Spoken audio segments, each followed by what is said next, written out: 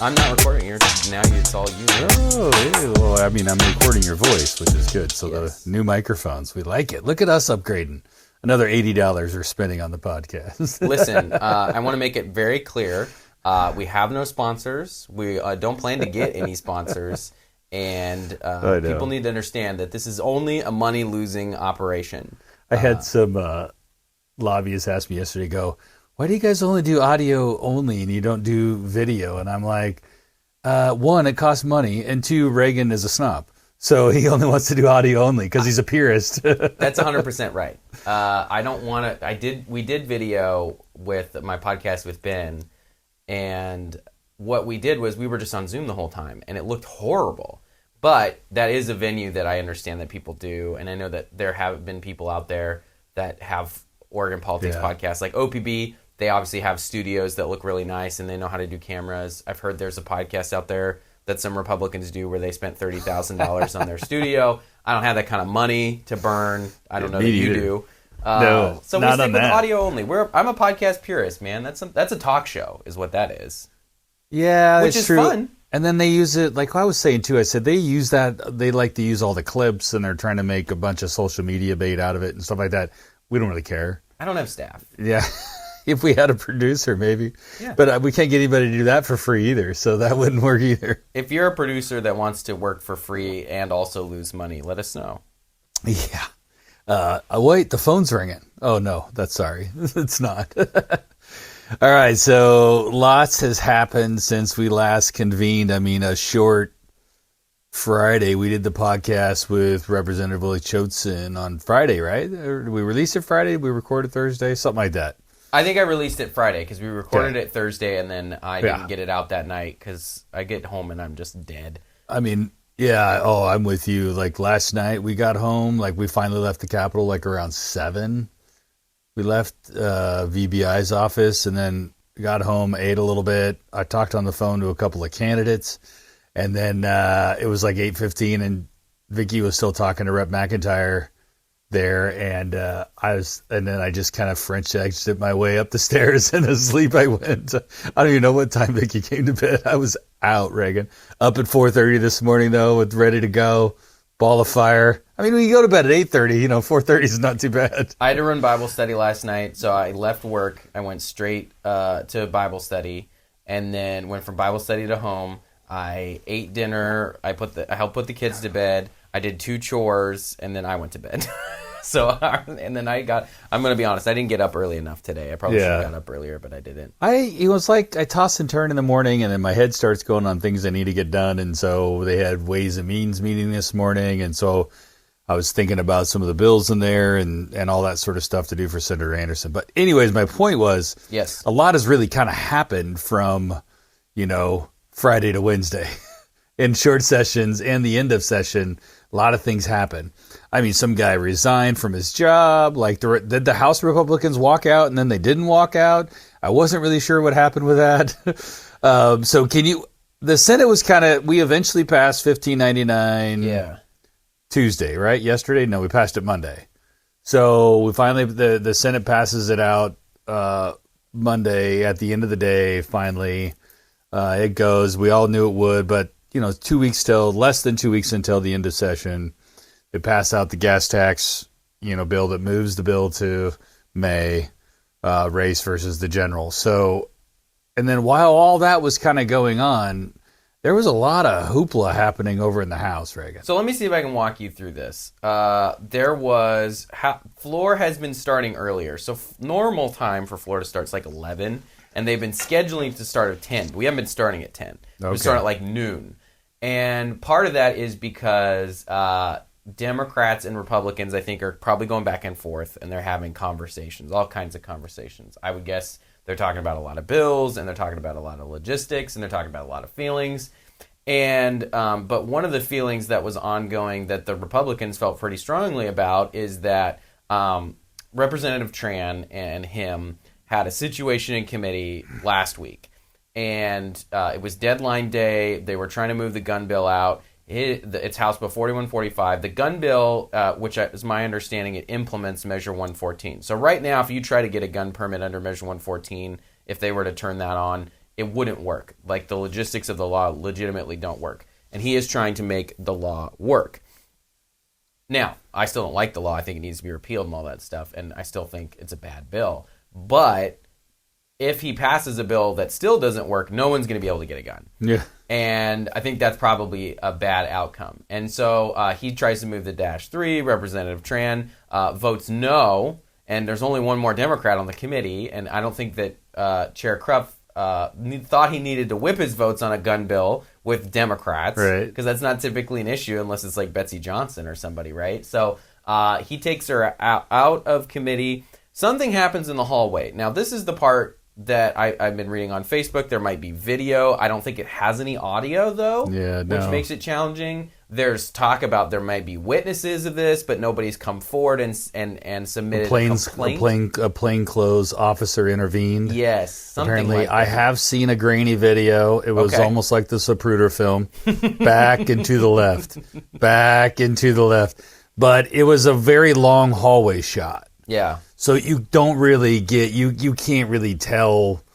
You can't tell what the hell was happening, right? So, and a lot of folks I've talked to say their experience with Krupp is not that he yells at or demeans people, just that he's very business oriented. Like I don't know what was said, but probably this amendment is moving.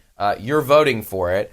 You have bills up after this. I can obviously kill those if I need to. Our entire caucus is going to go, what the heck, if this thing dies in committee or if I have to dump it into rules, you need to vote yes. They go back to committee. They were in the middle of the vote. He calls the vote again. She says, didn't we already vote on this? Which I think is kind of a hilarious thing and great thing to say. He said, I asked for the vote to be called again. She does eventually vote yes. They move the bill out. Okay. So she gives a quote to OPB that the Representative Tran said it created a hostile work environment. So a lot of the Republicans are saying, shouldn't Krupp be investigated for creating a hostile work environment? Yeah. And I have a hard time thinking that is an unreasonable position.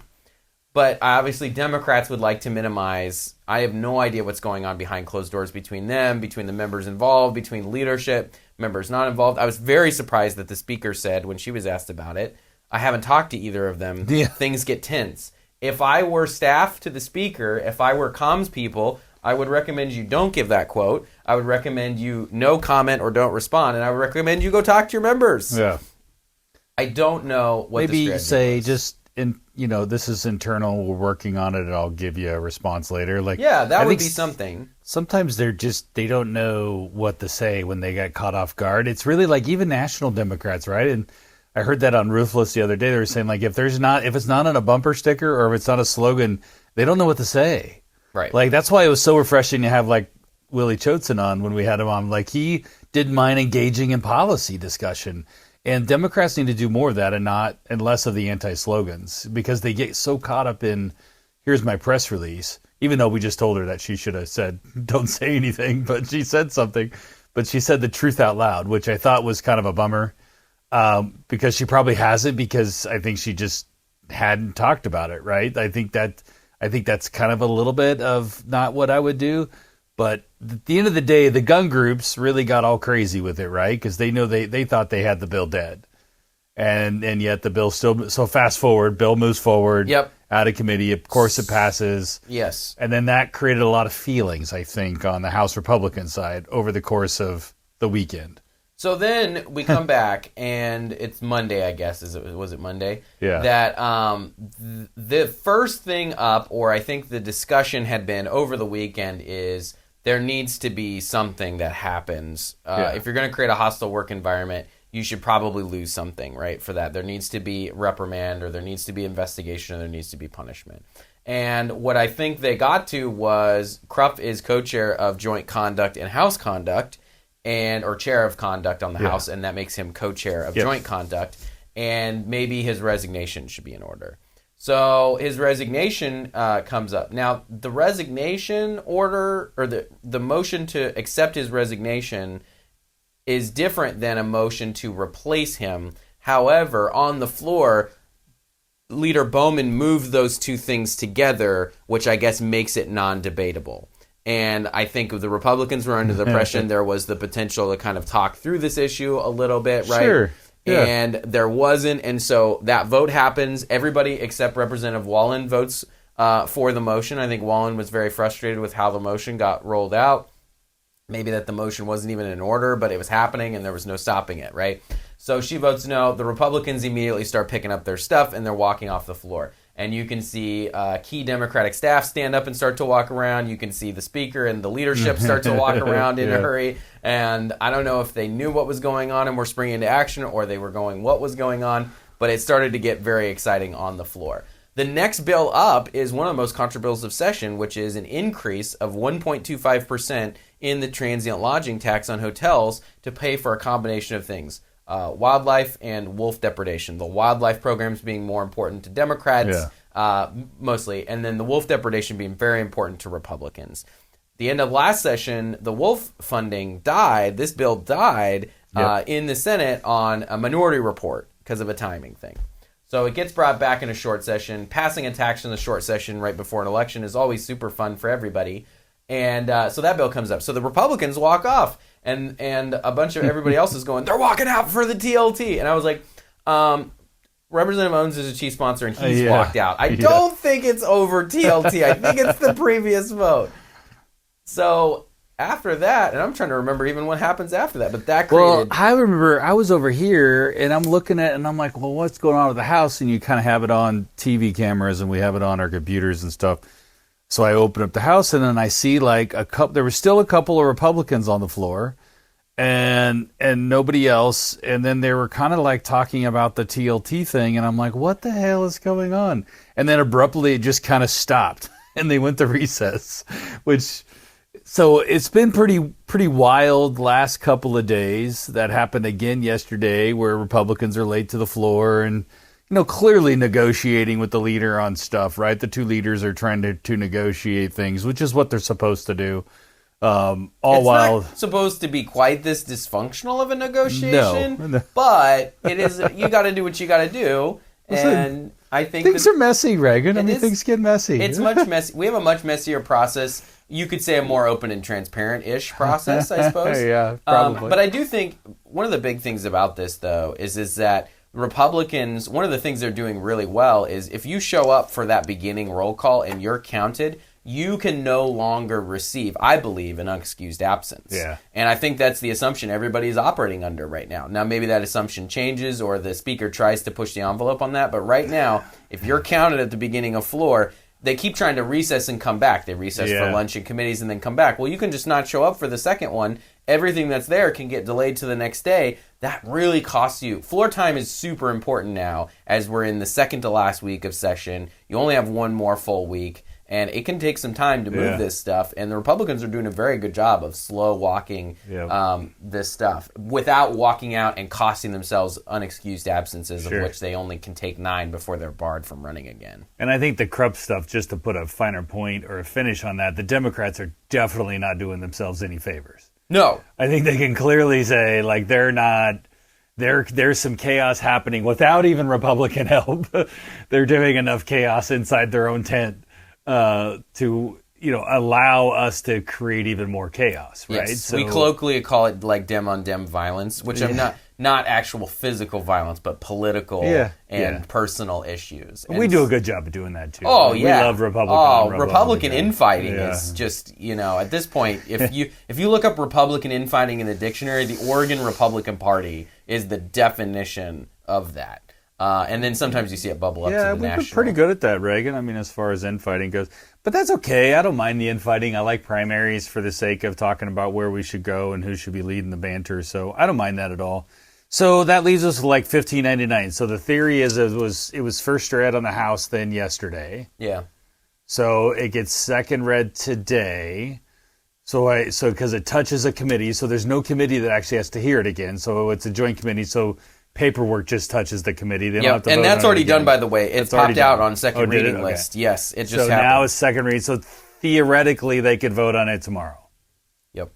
That's when it would come up. What do you think the percentage likelihood is of $15.99 being voted on the House floor tomorrow? Do you have a thought? What's your yes or no percentage? Couple of things. There's a lot of social media activity, and so what I like to do, Brian, and I do this a lot, is say, I can't talk about that because it makes me seem like I know stuff that I don't know, which I don't really know. So here's what I'm speculating. 2 videos I saw yesterday on social media that I think kind of give you the best insight into the Republican strategy.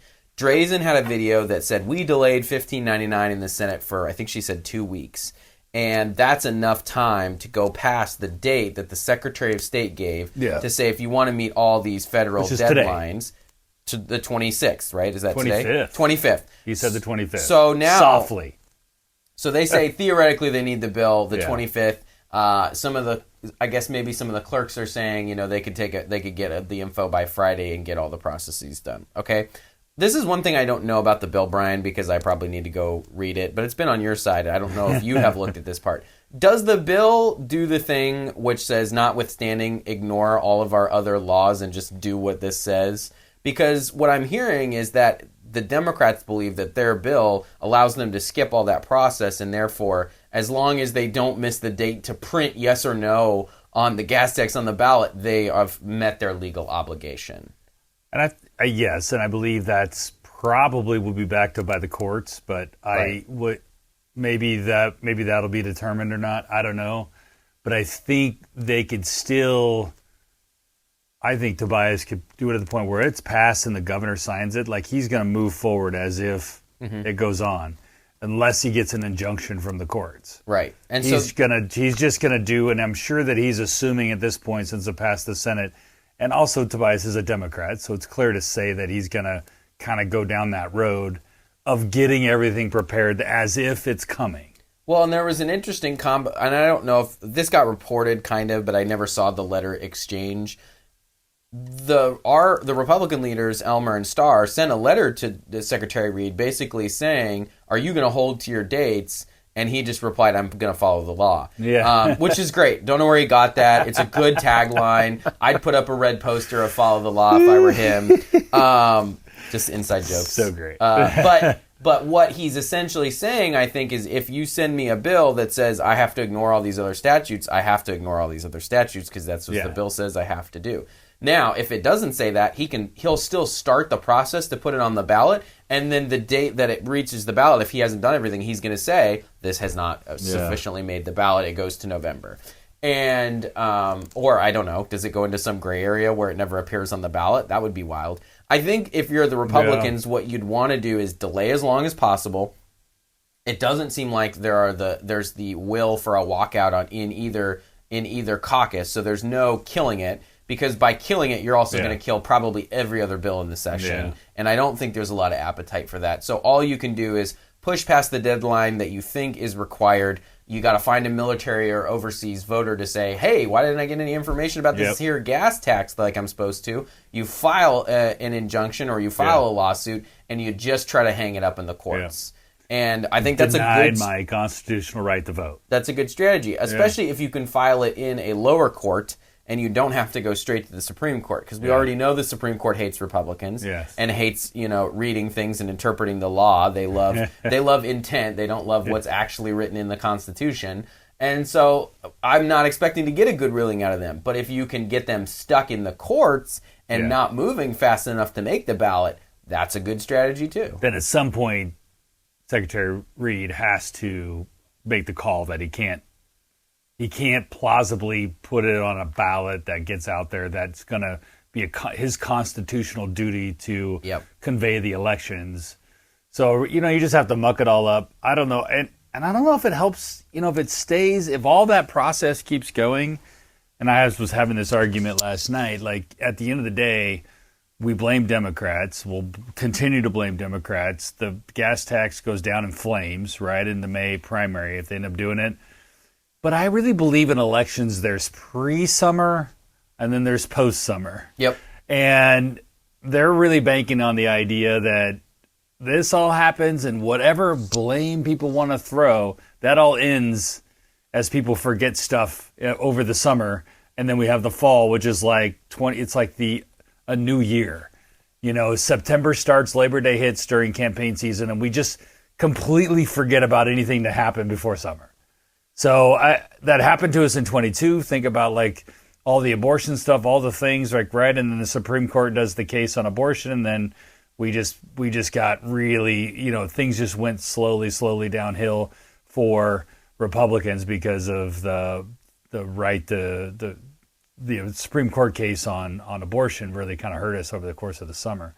But anyways, that's $15.99. We shall see what happens. We'll keep that going. If you really want to kind of hear the details and the Democrats' position on $15.99, I think you should listen to Rep. Choatson in our debate, because I thought that was pretty good. He did a good job laying out their case, and I think I did a good job of blowing holes in it. But also, if you are a militaries or overseas voter that is from Harney County, we want to talk to you, because we want this filed in Harney County, and we want the Measure 114 judge to deal with this also, I think. If you're venue shopping, that's what I would be looking for.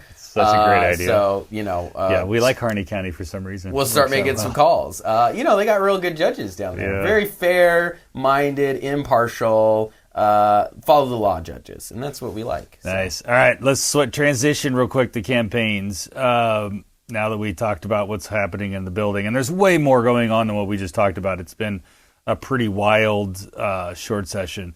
So I've talked to a couple of the different Republican strategists inside each of the camps, and they've all said it's a three-way race. Like, nobody else matters except for Drazen, Dudley, and Deal. Oh, they're all D's. That's interesting. I just didn't realize their last name starts with D. So Dudley, Drazen, Deal. That's kind of interesting. So hold on. I'm looking at the list of candidates that have filed. So we don't care about. We don't think David Medina's in it. We don't think Paul Romero's in it. Listen, I want to say Medina's doing some really solid social media stuff. Yeah. I'm interested, but typically, I'll just say that stuff does not translate into a large number of votes. He might have high engagement. He might get something out of it. I don't think it's going to translate to a lot of votes. No, and he's doing fine. Like, he's going around doing the thing. He's doing better than some others. Yeah. So I think he's got a decent social media following. So he's doing and I don't know internally, like, what David's really, I think he knows he doesn't have a shot at winning, but I think he probably says, hey, this is just a good opportunity for me to kind of increase his profile, get his social media following up a little bit more. And maybe that spins into something else, right? Who knows, right? So I think he could spin it into, he should go run for like CD6 or something, because nobody's challenging Salinas. And at least that would be pretty good. But regardless, back to the race, it's the 3Ds, right? So, and the 3Ds in the last name. So in the polling they have is like, I've seen polling where Drazen's up, and then polling where they're tied, but I always go to the betting markets, because at the end of the day, it's always about betting. Which one do you have up right now? I have Kalshi, Kalshi. That one seems to update faster than the Poly market. It is. It's updating, and they have right now, and there's been volume like $16,372 is bet. Oh, wow. On this primary. So I also like and the volume has increased kind of dramatically, which is probably because you and I are talking about it and been telling people to go there. So I believe that to be the case. But anyways, if you bought Drazen, they have her at 47%. They have Ed Deal at 28% right now. Looks like he dropped off a little bit. They had Ed Deal at 48%, when he first announced, and then now he's kind of dropped back down. So currently Ed is sitting at 28% and Dudley at 19%. So I'm looking at that, and I'm going, is that so? Because you said you may have been told, or little birdies have shared polling with you. Yeah. Is that kind of representative of where the race is standing right now? Is it close? Yeah, I think it's probably. Because polling is a snapshot in time, right? Yes. So depending, like, if you did a Drazen poll prior to Ed Deal and Dudley actually announcing and doing anything, clearly Christine's going to have a better number. Yeah. Right? So then if you did a poll, like if Dudley did a poll, 2 days ago, he's probably going to have a better number than he had a month ago before he announced, right? So he's kind of been getting out there a little bit more and doing some social. And then Ed Deal has been out there doing his thing. So I think at the end of the day, here's my take on the governor's race, and Representative Deal and I talked the other day. So we're hopefully going to have him on here pretty soon, and I'd love to get his thoughts on it. This is going to be a three-way race. And here's my problem for Christine is I think her ceiling, she's at her ceiling. I don't think she gets higher. Wherever she's at today, it doesn't get better. Yeah. So but I don't know where her floor is. Yes. Either. So if her ceiling isn't above 50%, that's for sure. So her ceiling is probably right now today, maybe if it's 40%, call it whatever. That's her ceiling. She doesn't get better than that. So then, because the other two are going to move up as they raise money and work the state and work Republicans. Theoretically. So their ceiling should be higher than what it's at today, yes. theoretically, right? And so my thought is like, if it becomes a three-way race, I think it's going to get really, because the other candidates probably drop off, but the reality is, did you say there's 14 of them? 15? Yeah, something so like they're that. probably collectively pull 20% off the top, right? And the one they get 1% here and 2% there, and right, I mean 0.5%. So collectively, maybe they pull 15-20% off the top.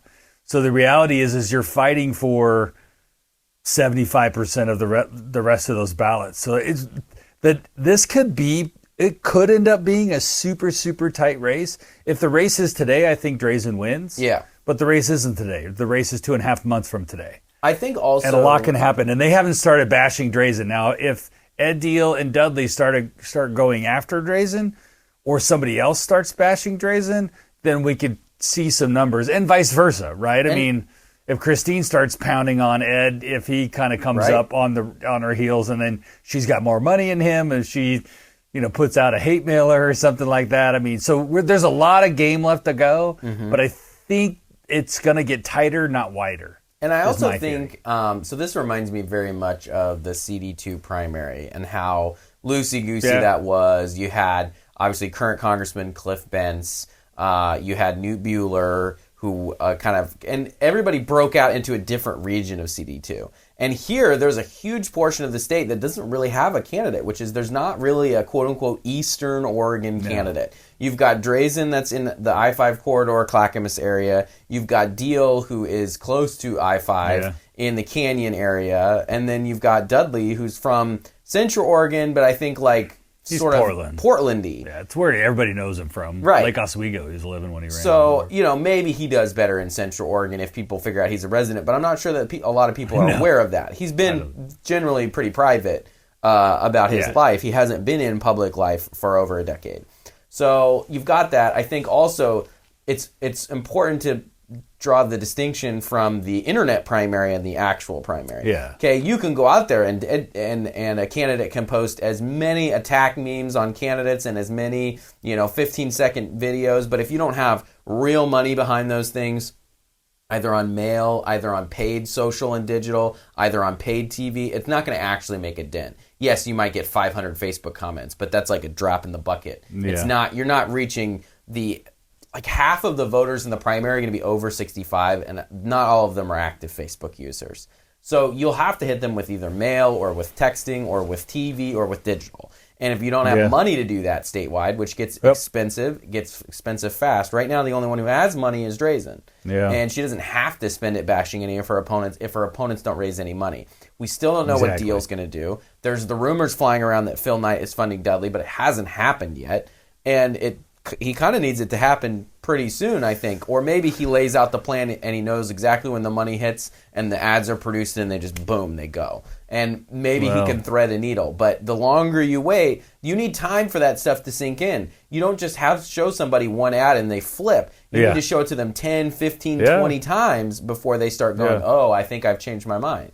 And like you said, there's 2 months left. And I think I agree with everything you just said. So that clearly puts Christine as the front runner. Yes, but I think it's pretty hard. The only thing I'll say that's usually very difficult to maintain your front runner status all the way through a primary, like your CD2 scenario. Right. Jimmy Crumpacker was the front runner. He was for a bit. He was the front runner, and then you had Newt Bueller get in. Yep. And then the whole time you just had Steady Eddie Cliff Bentz, right? That was putting out the same mailer every single week, and it literally was just him and on horseback with some of his buddies, and then all the people, no policy. It was just all the people that endorsed him. Yeah. Do you remember that mailer? Like, he literally Yes. put it out like every third day. I got one in the mail. And so then while those other two at the top were bashing each other, you might have known what was going on with that race, right, Reagan? So you were part of that. I saw a little bit. And then, so while they're bashing each other, then Jason Atkinson's getting in, and he's trying to flank everybody. And then you had all this craziness. There's just kind of Cliff Bentz, who just kind of won with, a percentage of the vote. So I'm not sure what will happen this one, but it is fascinating to watch. It's fun to definitely not be involved in these campaigns and getting to just report on it. I think that's more fun. I totally agree. So, again, stuff to watch there. But now may not be the only interesting statewide race that's happening in May. So, we have a U.S. Senate race. I don't see anything interesting about that race at the moment. Certainly could get interesting. Maybe if an off-term senator wanted to jump in. But it looks like we may actually have a bit of a statewide race. So, one of these positions that kind of goes under the radar, and I think really the last time it was like a competitive race, and I'm trying to remember, Senator Starr was running for Boley commissioner in the middle of his term. Yeah. I think he ran in 2010. It might have been 12. I think it was 12. This was 2012. Yeah. And he was running, I think, against Avakian at that time. My brain, I should have looked this up. I'm going to go look it up. But yes, it was but that was a Boley race, and everybody was in on Starr, and they liked it. And it was, I think Republicans did a good job. I think if that race had happened in 2010, we might have stolen that. Yeah. Because there was a ton of energy with the Tea Party and everything that was going on. But, timing-wise, it still worked out for Democrats. Looks like we may have a candidate. He says he's waiting for a call back from a couple of people, but Senator Dick Anderson, who's in the middle of a term, that he's interested in running for Boley. He had a bill earlier this session to because the commissioner is applying prevailing wage to just anything that moves right now. Yeah, basically. And he thinks maybe we should exempt stuff like affordable housing and childcare from that. Crazy radical nutty position to have there from Senator Anderson.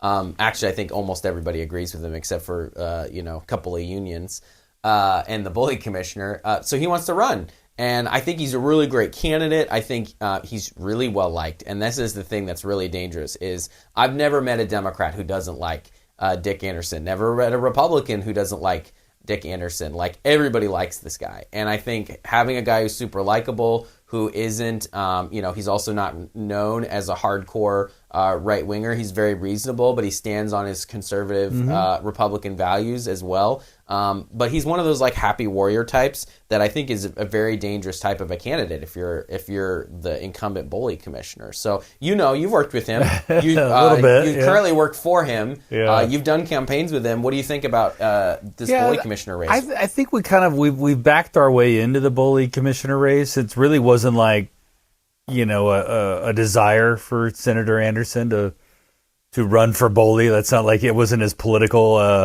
idea. It's really kind of like, as he's worked on housing over the last 4 or 5 years, it really been, the champion of housing on the Senate side for sure. Like, and he's worked across aisle and then across chamber, obviously works with Vicky Brees Iverson on housing as well, because she's the vice chair and works well with the chair of housing in both chambers. And we've really done some good work in housing. Yeah. Reagan. I mean, between the House chamber on housing with Rep. Marsh and then Senator Anderson, even with, like you said, the Democrats, we've done some good stuff. And we ran into this hedgehog called labor unions. Yes. And so we spend billions of dollars. We have spent billions of dollars on affordable housing. And so we started looking at all these new, just basically interpretations of the law by the Boley commissioner, overturning previous Boley commissioner like Val Hoyle's interpretations, because the grand bargain back in the early 2000s said, hey, we want prevailing wage on public money, except for affordable housing, because we kind of need that stuff. It's so clearly, the statute's so clearly written to exempt affordable housing. It's insane that they figured out a loophole to jam it through anyway and continue to prevail it. It's wild. So we've been working on this stuff. So if we're going to continue to fund affordable housing And affordable housing projects have gotten so expensive, Reagan. We're talking and when we say affordable housing, we mean apartments. Yeah. It's not homes we're building. No. These are apartment buildings. And they're run by nonprofits and all the things, right? So, and they have to have affordability within them, which makes them affordable. So in Portland, affordable housing, some of those doors are upwards of $730,000 a door Well, that sounds to pretty, put in a one-bedroom apartment. That sounds pretty affordable. Yeah, it's just insane. Yeah. There's nothing. The affordable side comes with the rent that you have to pay, not with the cost it is to build good. it. Well, as long as nobody can make any money from the housing, well, then it should. Where does the gap? And that's the problem. Is if it's so expensive to build affordable housing and you have to rent it at an affordable rate, it's usually based on the average median income of wherever you're at, and then you set a percentage. Does it go up to 120%? They try to max out the percentage as much as possible, but you can only charge so much for rent for that. So let's just say you have to charge $1,200 a month. It's going to take you, well, first of all, if it costs you more than that to run your apartment building, if you take that and you apply it to all your units, or at least all your affordable units, one, you're never going to pay back the cost that you have to build the unit. No, never. And then also, if you're running a deficit, you're actually losing money on running that building, which is wild. And so what do? Well, Democrats' idea is let's just have the government step in and fill the gap and all that stuff. But that gets expensive really fast. It does. And when the economy tanks, it starts to make it really hard to pour money into housing, because that's not a thing that we've spent general fund doing. We spend 90%. I just ran the numbers yesterday, Brian. We spend 90% of our general fund on state school fund / education other is what it's categorized as. Okay. And then public safety / corrections. And then, oh shoot, I'm pulling the Rick Perry here. What's the third category? Human services. Human services. Healthcare and human services. DHS and OHA. Yeah. That's 90% of your general fund. And Illegals. then you've got 4% economic development, 3% natural resources, and another 3% other. And then all the money is gone. And so it's like, oh, well, where's the money for housing? Well, there isn't 30% of our general fund available for housing. We're trying to bond some of it. We might be able to do that. But we have to pay debt service every time we bond. And so every time you sell bonds for affordable housing, that costs you general fund. Yeah, it's crazy. So, and we got real numbers from real developers that give you the difference between prevailing wage and just doing the normal job with the affordable housing dollars that they get from the state.